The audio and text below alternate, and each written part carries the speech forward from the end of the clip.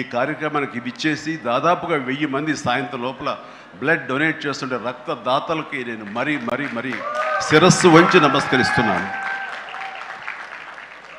వాళ్ళు ఈ రోజున బ్లడ్ ఇవ్వటం అన్నది కేవలం వాళ్ళకి ఎనలేని సంతృప్తి వస్తుంది, కానీ ఆ బ్లడ్ మూలంగా ఒక ప్రాణం కాపాడబడుతుంది. ఇది నేను ఎప్పటి నుంచో ఎన్నో ఏళ్లబట్టిగా నేను అనుభవిస్తున్నటువంటి గొప్ప ఫీలింగ్ ఇది నాకు.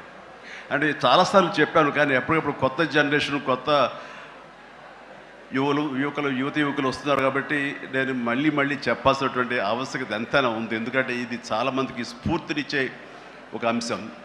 ఈ చెప్పబోయే ఈ విషయం ముఖ్యంగా ఒక జర్నలిస్టు సోదరుడికి నేను ఆజన్మాంతరం రుణపడి ఉంటాను. నన్ను థాట్ ప్రవోక్ చేసి నన్ను ఇన్స్పైర్ చేసేటువంటి ఆ ఒక మ్యాగజైన్ సంబంధించిన ఒక జర్నలిస్ట్ రాసిన ఒక రైటప్ నాలో ఈ స్పృహ నాకు వచ్చేలాగా, నేను ఈ బ్లడ్ డొనేషన్ వైపు డ్రైవ్ అయ్యేలాగా ఆ ఆర్టికల్ నాకు ఎంతో దోహదపడింది. సో ఆ రాసిన మనిషి ఎవరో ఏమిటో నేను మళ్ళీ ఎప్పుడు కలవలేదు, కానీ ప్రతిసారి అతను తలుచుకుంటూనే ఉంటాను. ఈ సందర్భం కూడా అతనికి నా హృదయపూర్వక ధన్యవాదాలు తెలియజేస్తాను ఆ జర్నలిస్ట్ సోదరుడికి. ఎందుకంటే మా అందరికీ